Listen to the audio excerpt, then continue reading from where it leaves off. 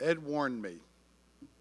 He said, I'm going to solicit some comments about you, so be ready, be wary, anything could come out. And I didn't do half the bad things he said, and I did very little of the good things he spoke about.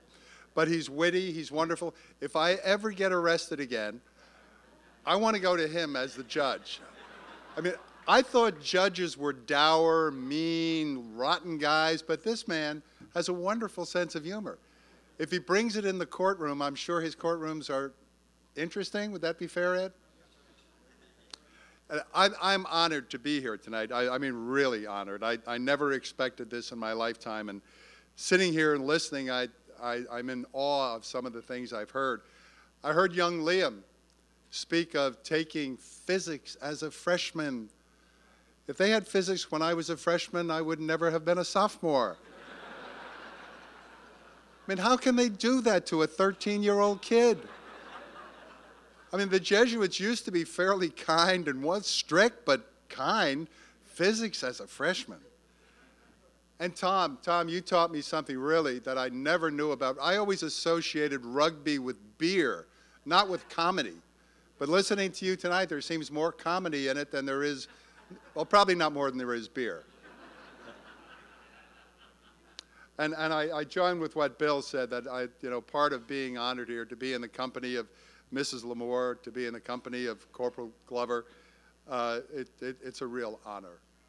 I'm going to tell you a story when I finish here about the normal mail I always expected to get from Xavier, but that's just a little bit later.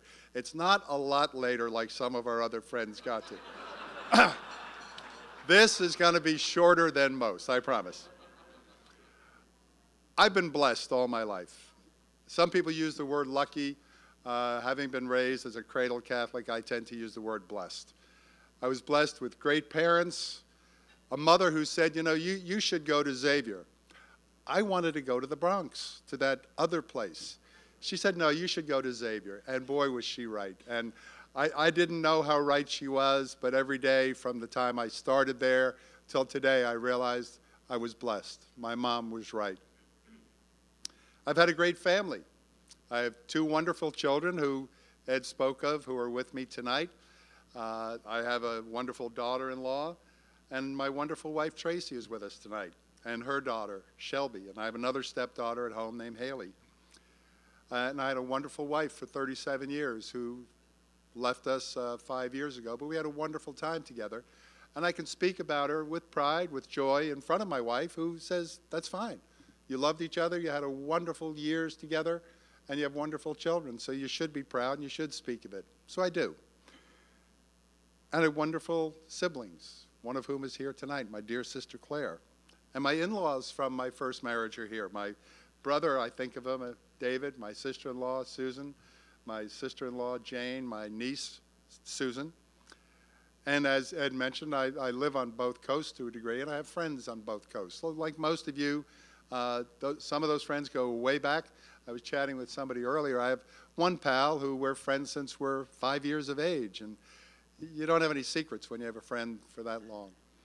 And your friends are a large part of the blessing of what you get in life. I was blessed as a cradle Catholic and had a Catholic education all the way, and that to me was really a blessing and did so many good things for me. And I was blessed by growing up in a free enterprise system that allowed me to start a business with all of a very small amount of money, and allowed me to grow that business in an unfettered way. And yeah, they taxed me, but there's nothing wrong with taxes. I don't mind paying my taxes. I'd like to direct better how they spend my money, but that's a whole different subject. But the society I grew up in, the society we live in, the American capitalist society, for its faults, for its problems, is still so far and away the best ever. And I'm proud to say I took advantage of it, and it was good to me, and I have to love America for that.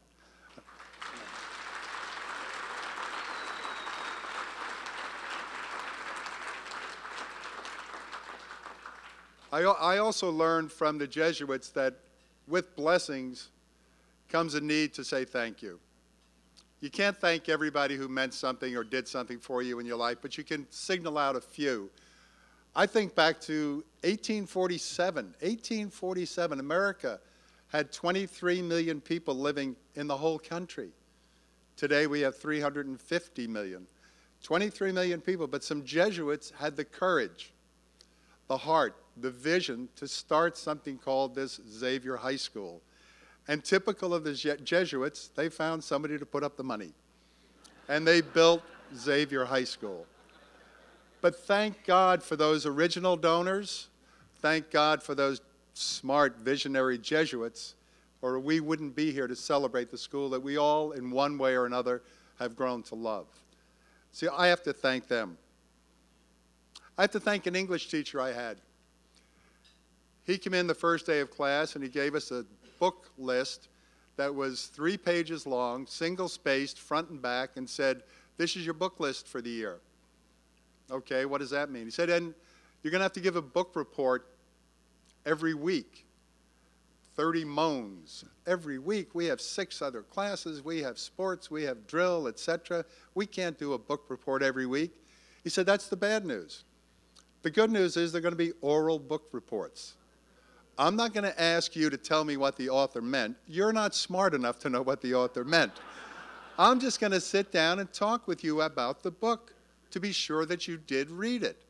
And he said, I know you're going to read Animal Farm, you're going to read 1984, and you're going to read those other very small ones. 1 out of 5, I want to see something a little bigger than a ½ an inch.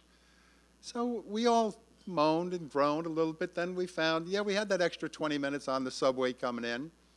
And I don't know about my classmates, but I learned to love to read. And it's a lesson that has stayed with me all my life. And how do you thank the man who taught you that? You can't, but I can say thank you right here. Or how do you thank the French teacher, a layman, who spent his whole life giving to Xavier? He also led the Glee Club. His name was Caruso.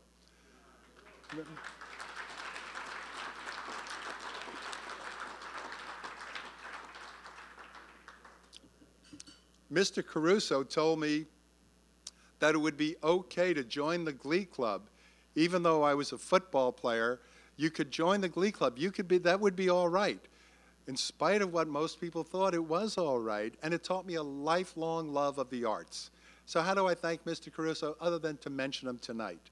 Because how many football players thought, well, you really can't join the Glee Club because that's where, the other kind of guys go, and you're not one of those guys. Well, you can be both kind of guys. You can be a sports guy, you can be a rugby guy, and you can be in the band, or you can play the piano, like the story Ed told about the piano player.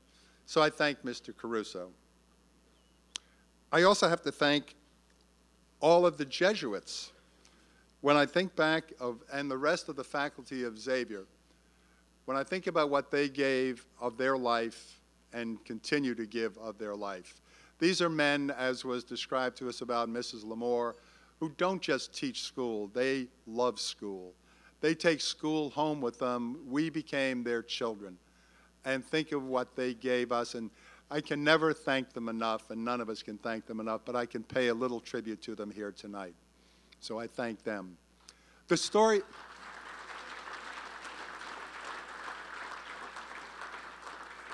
The story I want to share with you is, I think, a great example of Xavier, what Xavier gave to me.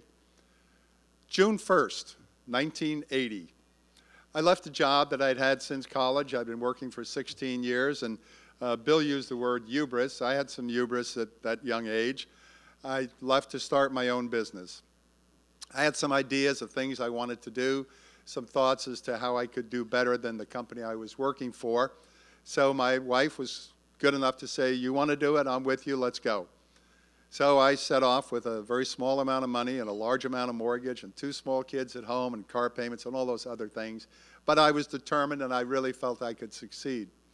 First day I went off, and I started filling up those 10 yellow pads Ed mentioned with ideas. Came home that night full of vinegar, and my wife said, yo, you've got some mail. You've got a letter from Xavier. I said, oh. Xavier would only be writing to me for one reason. They are not going to write to me to honor me. Little did I know what would happen 50 years later. I said, Xavier is writing to me asking for money. What bad timing on their part. I'm starting a business today. I'm going to be supporting the business with my capital while I'm supporting the family, while I'm trying to pay the mortgage, etc. Bad timing, Xavier. But I picked up the envelope. And on the outside of the envelope, it said, enclosed are the 10 most important two-letter words in the English language. Now, I was about to throw that envelope away, and I said, the 10 most important two-letter words in the English language. What could this be about? I opened the envelope and I read the letter. And they pointed out those words to me, and I thought, wow, this is the day I'm starting my business, and these are the words they gave me. If it is to be, it is up to me. I thought about that. I eventually had those words put on a frame, put in a frame, and I hung them on my wall, and they hung there for 20 years. And they reminded me every day, whether it was a philanthropic cause I was involved with, or whether it was running my business, I thought about it every day, that if it is to be, it is up to me. And the Jesuits gave me that. They taught me that. They gave me the confidence to fulfill that.